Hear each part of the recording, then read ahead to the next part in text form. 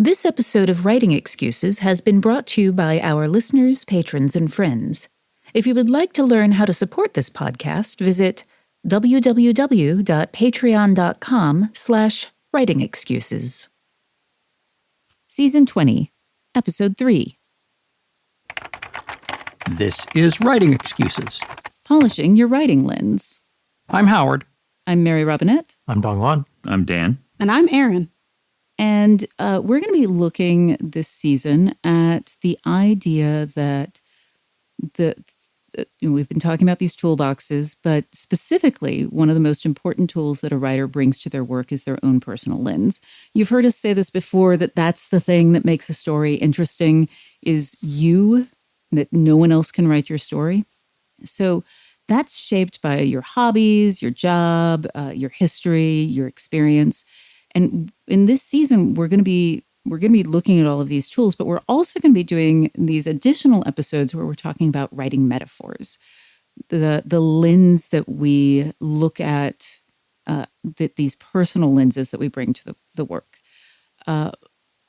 For me, you've heard me talk about puppetry a lot. You're going to get a whole episode later in which I just ramble about puppetry for a long time. But everybody has these. Everybody has these personal lenses that are based on their experience. Sometimes it's a lens that you bring just to a single scene. It's like, oh, this is like that time that grandma did that thing. And other times it's the mindset that you have when you approach something. I have joked in the past that, and am I joking or is it true, that I'm a one-trick pony, and the trick is A-B comparisons where B might not really fit. And I'm thinking about lenses and realized the story of the Hubble telescope is so beautiful because they put it in orbit and then realized the lens was warped. It was polished to perfection, but it was shaped wrong. And in order to get clear pictures from the Hubble, they had to study the distortions of the lens and understand them to the point that they could write software to correct for it. And I'm here to tell you that if you know your personal lens well enough to make those kinds of corrections, you'll be able to write anything. Yeah, I mean, this is my 20th year in publishing, dear God.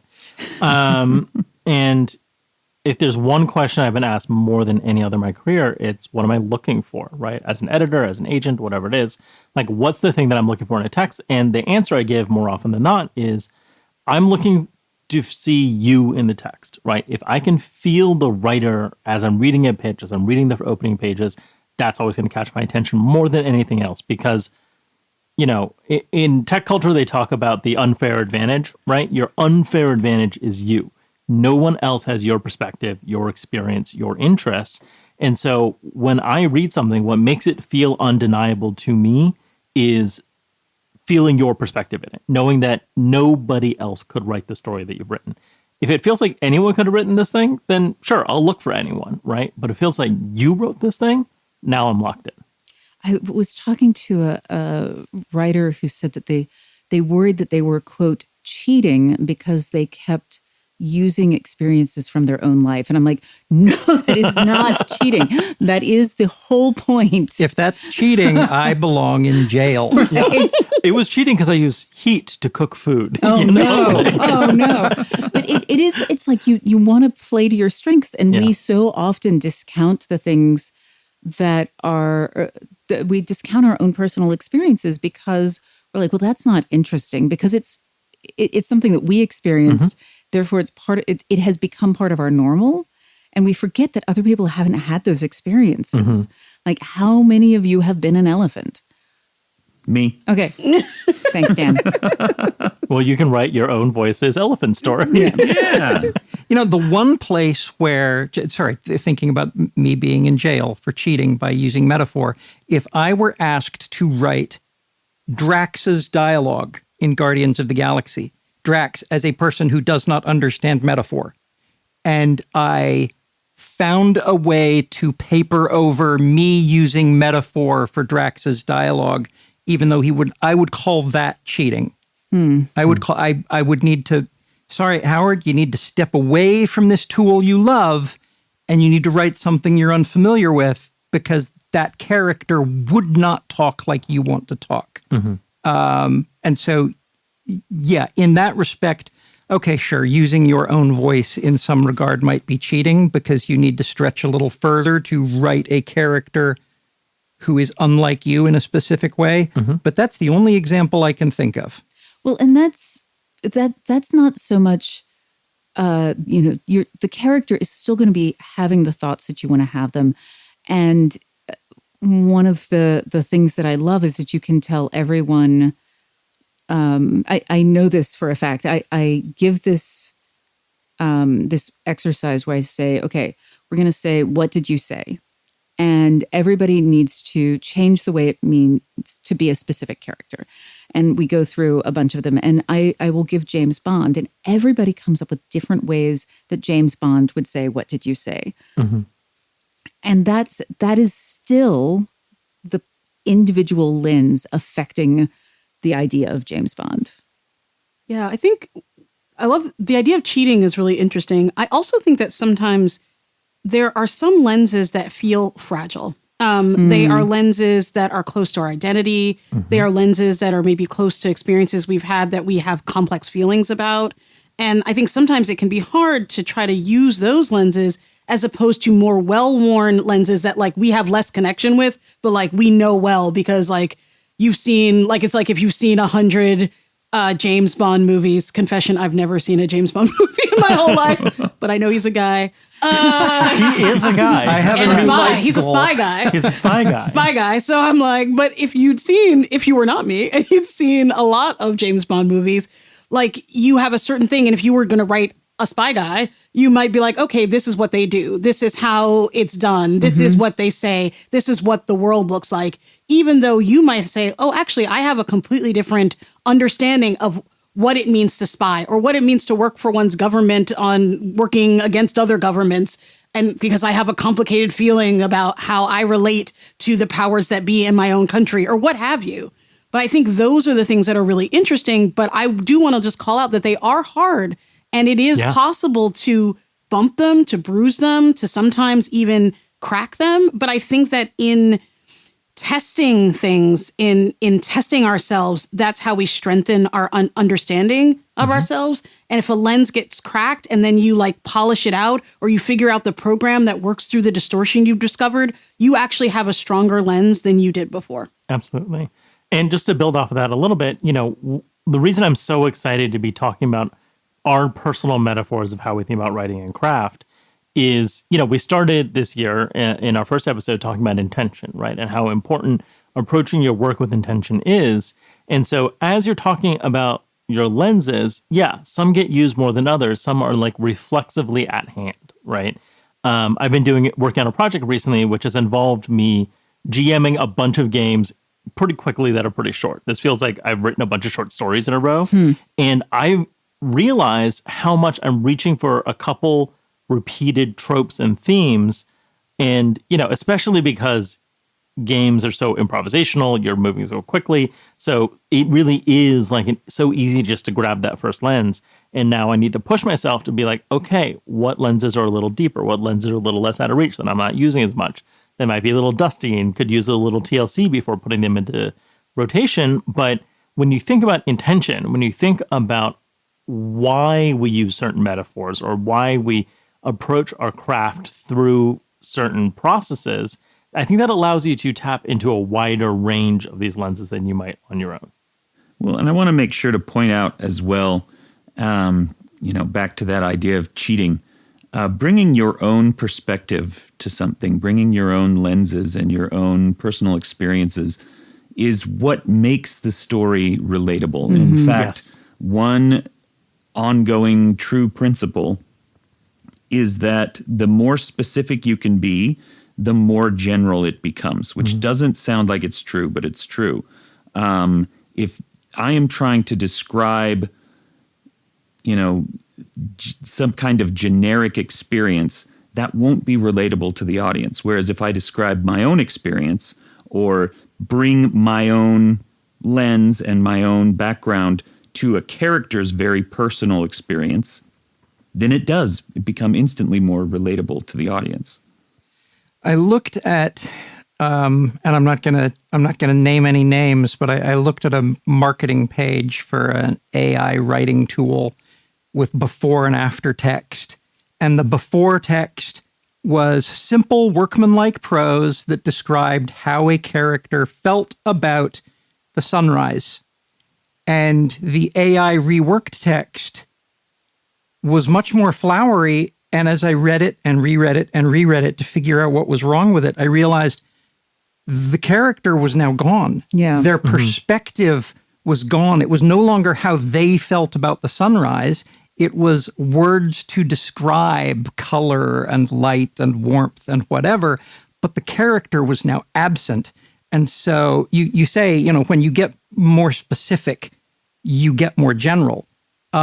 Yes, when you get more specific, when you tell us how one person feels about a thing, the general population can now feel that as well. But if you take generalized AI built on large language models, you lose that completely because that specific experience is now gone. Heading into the new year, we're all thinking about what our intentions and goals are. It's hard not only to set your targets, but live up to them, especially as writers and creatives in a world that doesn't always seem eager to support you financially. That's why building your financial literacy and starting to work towards a stable financial base is an important aspect of developing your writing career. We talk a lot about the creative tools you need, but peace of mind about your bottom line will give you the space to pursue your goals and develop the career that you want. Acorns makes it easy to start automatically saving and investing so your money has a chance to grow for you, your kids, and your retirement. You don't need to be an expert. Acorns will recommend a diversified portfolio that fits you and your money goals. You don't need to be rich. Acorn lets you invest with the spare money you've got right now. You can start with $5 or even just your spare change. Head to acorns.com/WX or download the Acorns app to start saving and investing for your future today. Paid client endorsement. Compensation provides incentive to positively promote Acorns. Tier 1 compensation provided. Investing involves risk. Acorns Advisors, LLC, an SEC registered investment advisor. View important disclosures at acorns.com/WX. I always recommend writers have their own websites. It's important to have a place on the web where you can make sure people can find your press kit, upcoming releases, and bibliography. Even if you're not published yet, being out there and establishing a digital identity is incredibly important. So when Kinsta reached out, we thought they'd be a good fit for our audience's needs. They take care of the technical stuff so you can focus on your writing. Kinsta provides managed hosting for WordPress, offering lightning-fast load times, top-tier security, and unmatched human-only customer support. They offer you complete peace of mind by ensuring that your WordPress sites are always online, secure, and performing at their best. Kinsta provides enterprise-grade security and is one of the few hosting providers for WordPress with SOC 2 and other certifications that guarantee the highest level of security for your website. And Kinsta customers can experience up to 200% faster sites by simply moving their WordPress sites to the platform. They even have a user-friendly custom dashboard called My Kinsta that makes managing your site or multiple sites a breeze. My Kinsta is packed with a range of features that simplify site management, including tools for cache control, debugging, redirects, geolocation, and even CDN setup. And thanks to their unlimited, free, expert-led migrations, Kinsta ensures a smooth transition from other hosting providers, so you won't experience any downtimes. Plus, their 24/7, 365 human-only support is available in multiple languages, ready to assist with any inquiries, regardless of site complexity. Ready to experience Kinsta's hosting for yourself? Get your first month free when you sign up at kinsta.com today. It's the perfect opportunity to see why Kinsta is trusted by thousands of businesses worldwide to power their websites. Visit kinsta.com to get this limited time offer for new members on select plans. Don't miss out. Get started for free today. Specificity, when I was doing puppetry, was the thing that we kept coming back to over and over again. There's something called head bobbing, which means that the character's head moves with every single syllable, and it stops having any meaning at all. So you start looking for that one specific movement that underscores the thing that you're trying to convey. And I think this idea of specificity is not just on the biggest level of you specifically have the ability to write this, but what is the specific story you're trying to tell? What is the specific goal that you're going for? Who is the specific audience that you're writing for? That often when you start writing for someone very specific, that more people have access to the story. Sometimes not the in jokes, I'll grant that. But speaking of specificity, let's pause specifically now. I have a question for all of you, which is, how do you know what your lenses are? I mean, we've kind of talked as if like at hand, we all have like a nice lens catalog, but how do you, which I do, but no, how do you actually figure out what your lenses are and like that you are bringing yourself versus the things that you've experienced, the things you've written, the things you've seen to the table as a writer? Sorry, you said what your lenses are, and I'm reminded of the optometrist when he opened up, he had his box from school that's like row and row after row of brass ringed lenses that are labeled. And I realized I have never before wanted something more that I don't need than I want that right now. It's just a big box of lenses. Why? I don't know, but I want it. And maybe that's one of my lenses is covetousness of brass. I mean, you're not alone in that one. See, specific and general. I think that it is actually something that you have to think about because for those of you who wear glasses, you forget, your brain tunes out the frame. You know, there's a frame and there's a part of the world that your peripheral vision that is fuzzy. And you forget that. You tune it out until you start consciously thinking about it. And I think that one of the things that you have to do as a writer, potentially, if you want to be aware of these lenses, is to think about what are the things that are important to me. And those things that are important to you are going to be things that are linked to who you are, that are going to be sometimes different than other people. So, you know, is it important to you, the sound of the prose? Is that important to you? Is the feeling important to you? You know, what are the things that annoy you? I get really annoyed by head bobbing. Like I can't watch certain actors because I'm like, I know that you're human, but don't move your head like that. We've attributed a quote to Socrates that the unexamined life is not worth living. I'm not going to say that anybody's life is not worth living, but I will say that the unexamined life is a very difficult life from which to write effectively. I think you've just given me a way to unlock one of the Aaron's question. In a previous season, I talked about the axes of power, and that this was a thing that we do with characters to figure out, you know, age and all of those things. All of those are part of your lens. So if you actually take that casting worksheet and you filled it out for yourself, those are all things that affect the way you move through the world. Yeah. I mean, my glib answer to Aaron's question is therapy, right? Yeah. You know, like, and whether or not you participate in Western therapy or psychoanalysis or whatever it is, the important thing is the introspection. The important thing is the self-examination, right? And there's a lot of ways to get there. There's a lot of tools for that. I mean, therapy is one that helped me very much. But, you know, it can be just finding times to sit and reflect. It can be journaling. It can be meditation. But what I encourage you to do as writers is to take time to understand yourself, to understand your own story, to understand the things that made you who you are and the things that trouble you on a day-to-day basis. What are the things that make your life hard for whatever reason? And what are the things that bring you joy?